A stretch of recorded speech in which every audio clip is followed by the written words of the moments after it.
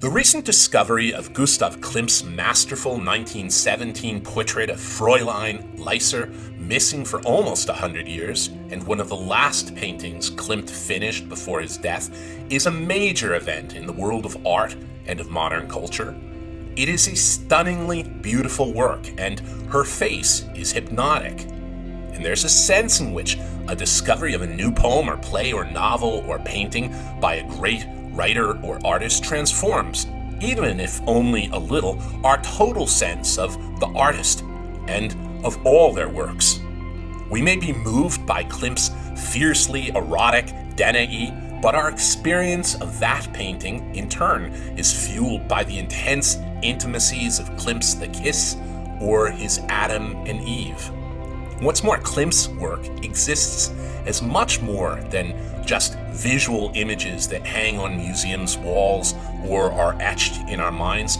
For Klimt's work dove so deeply into the human psyche, plunging into the world of myth and archetype and dreams, that many of the works become deeply personal to the viewer, existing as deeply symbolic or archetypal images of whatever subject they are portraying.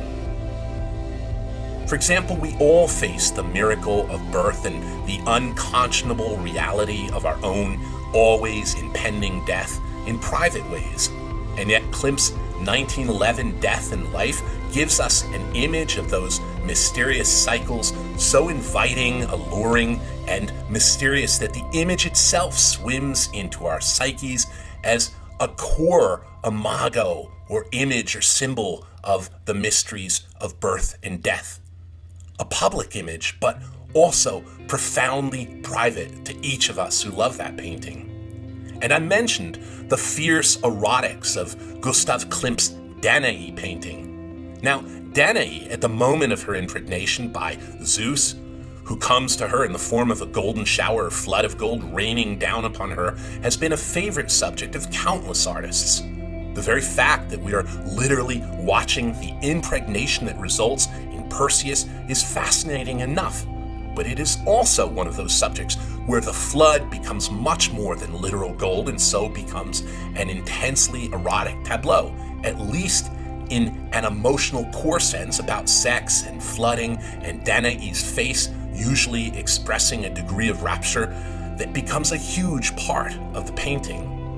Complex, resonant, and evocative, that subject allowed painters to capture their Danae's face in a state of bliss, even in the most restrained of times. But ask 100 people which painting of Danae is your favorite, and 80 or more will say, oh, Gustav Klimt's, by far. And the reason's not hard to see. Danae's pleasure in Klimt's painting is so extreme and the flood so close to her body, it is as if we're not watching Zeus's flood at all, but that of Danae's. Klimt's Danae might on the surface follow the narrative of Zeus's shower of gold, but it is really about Danae's own enraptured flooding. Zeus isn't even in the picture. Klimt alone among thousands of painters gets this so beautifully right. The painting swims in our dreams and into our minds and into our hearts. And Klimt's The Kiss has taken on such an iconic status in our culture and been merchandised in so many ways, it's almost impossible to recapture the vibrancy and uniqueness of the original and the radical way Klimt caught the intensity and passion of kissing as few artists ever have. The two subjects in Klimt's painting are visually melting together in an exalted rapture of colors. And so Klimt's paintings exist both as visual paintings and as myths in our time, individual paintings and that rarefied fin de siècle and decadent and symbolist and secessionist and mythic world that is Klimt's.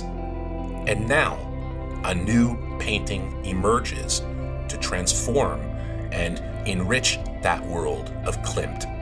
And so the recent discovery of Gustav Klimt's masterful 1917 portrait of Fräulein Lieser, missing for almost 100 years, is an event well worth celebrating.